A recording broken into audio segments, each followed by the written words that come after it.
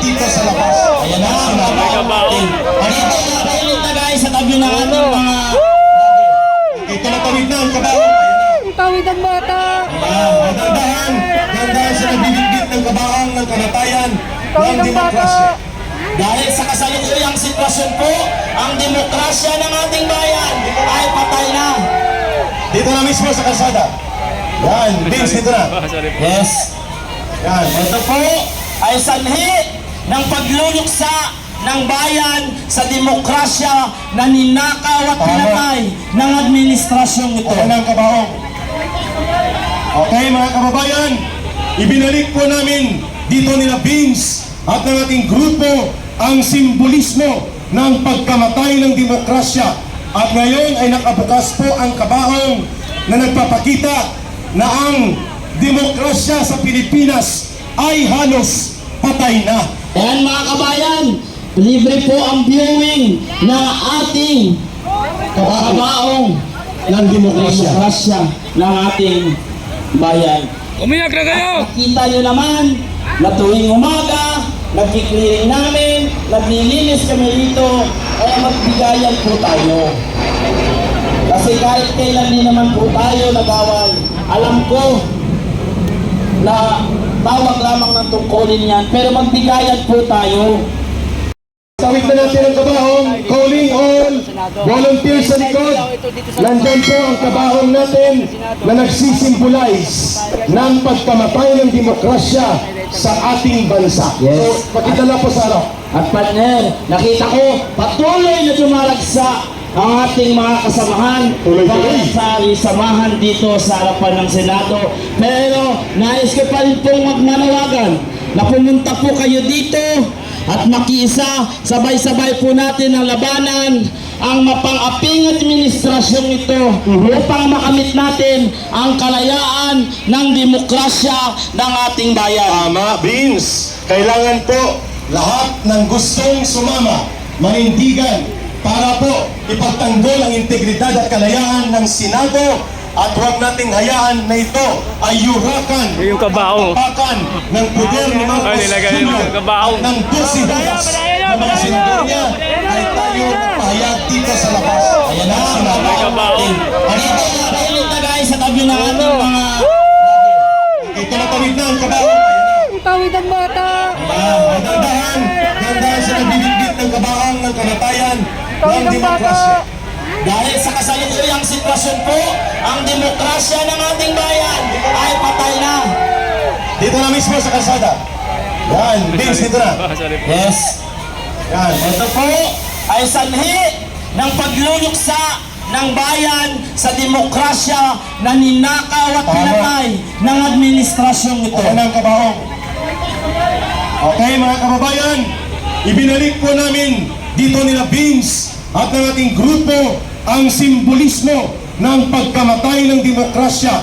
At ngayon ay nakabukas po ang kabaong na nagpapakita na ang demokrasya sa Pilipinas ay halos patay na sa pamamagitan ng mga pagyuyak ni Marcos Jr. sa mga institusyon ng demokrasya, kagaya po ng ginagawa niyang pananabutay sa Senado. Ayan mga kabayan, libre po ang viewing ng ating kabaong ng demokrasya. demokrasya ng ating bayan. Sa ating mga kapulisan, pagbigyan niyo na po ang ating red wall. Yan naman po ay araw-araw po natin ginagamit dito. At alam niyo naman po, Kinukuhanan na nila pambansang loyal at ng grupo niya. alam niyo naman po mga kasamahan nating pulis. Kami naman po dito ay peaceful tayo palagi. Umiyak na kayo! Kita nyo naman na tuwing umaga, nagkiklearing namin, naglilinis kami dito, kaya magbigayan po tayo. Kasi kahit kailan din naman po tayo nagawan, alam ko na tawag lamang ng tungkulin yan, pero magbigayan po tayo. Pagbigyan nyo na po ang lead namin. Yes, nangyayari na nag-move na Vince. Mukhang papasok na ang LED PL natin para po makapagbigay tayo ng video presentation update mula sa kaganapan sa loob ng Senate Floor Ribbon Committee sa loob ng Senado. Okay, Ipasok na yan! ipasok na ang LED. Ipasok na. Ayan na, ayan na. Nagmo-move na ang LED. At sana ay payagan ng ating mga pulis ang LED na yan na gagamitin sa entablado ng ating protesta sa araw na ito. Yes, habang dumalagsa ang ating mga kasamahan at nagsisimpatya upang labanan ang demokrasya at maibawi natin ang demokrasya ng ating bayan. Sindihan po ang mga kandila Ay labas sa mga kandila. at ilagay na ang picture ni Bangag. Oh, bakit siya na bang pumanaw? Malapit. Dahil siya po ang pumatay ng demokrasya ng yun pala ating yun. bayan. Sige. Yung may mga bit-bit na kandila, i-cover nyo na po dito sa ating kabaong. At ito ay simbolismo ng ating panawagang dapat po ay ating alalahanin na pinapatay na ni Marcos ang demokrasya. Papasok na ba ang LED? Ayun na. Okay, ikot sa likod. Okay. Okay. Ikot na lang siya. Maraming salamat po, Colonel Galang. General Abirin, dahil sa pinagbigyan mo ang aming kahilingan. Mabuhay po kayo, sir. Salute sa inyo. Salamat, General Aberin. Siya pa ba ang NCRPO Director? Siya pa yata? Yes po. Maraming salamat po, General. Ngayon po, habang inaantay natin yung lead wall, pakinggan po natin ang kasama natin dito. Walang iba kundi si Yusik Ben ng Masada. Masada. After kayo Sigben, representante ng UPI muna. Isa. Okay. Tay Ben, mainit. Yan. Kamay blood na naman ako. Okay. Ang masang Pilipino, ang taong bayan, ay ang nagmamay-ari ng saligang batas. Yes. Okay ba yun? Okay. Tayo ba ang may-ari ng saligang batas? Tayo. Dahil tayo po ang gumawa nun. At parte ng saligang batas ay ang Senado po magkaroon ng majority 13 senators.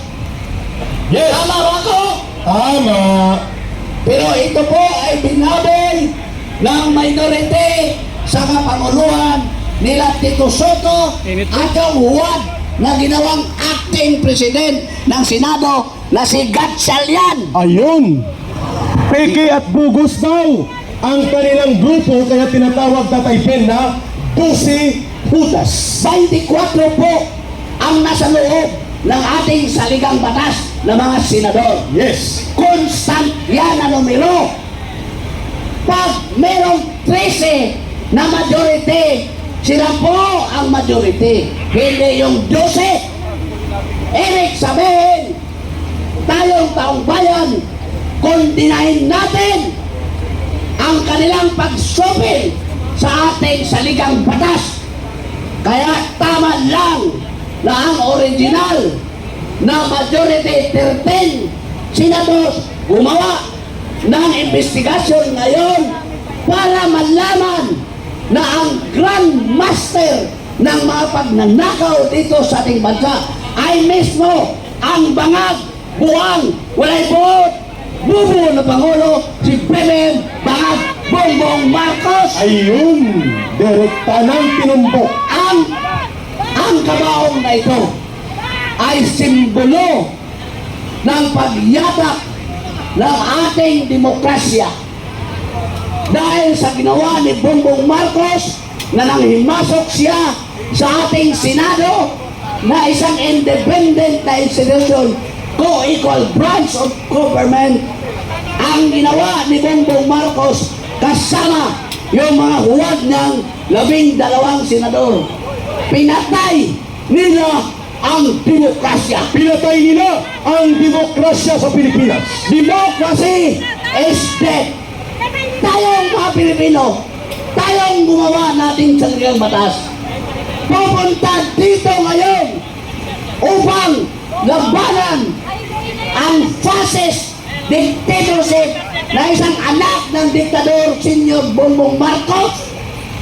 Labanan natin siya At dito sa Senado, umpisahan natin ang people power para mabagsak natin ang bangag na Pangulo na siyang pasimuno sa mga kagaguhan sa bansang ito. People power sa labas ng Senado.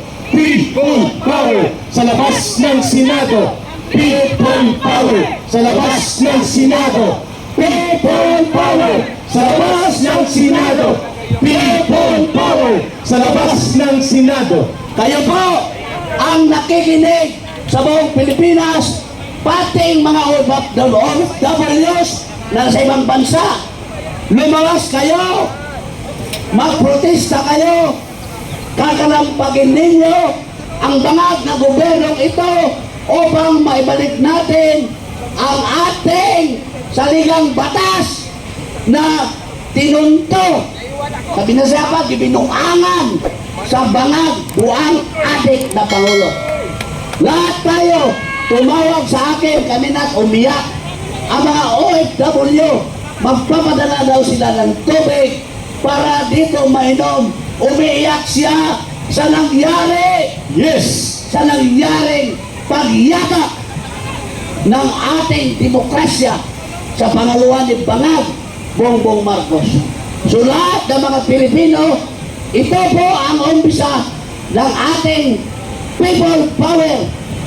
Protect the Senate majority led by Senate President Alan Cayetano, and we will protect the ongoing Blue Ribbon investigation sa mga magnanakaw sa kaban ng bayan sa kapanguluan ng Grand Master Bongbong Marcos. Mabuhay ang Pilipinas! Diyan ka muna, Tatay Ben! Mabuhay tayong lahat! Diyan ka muna,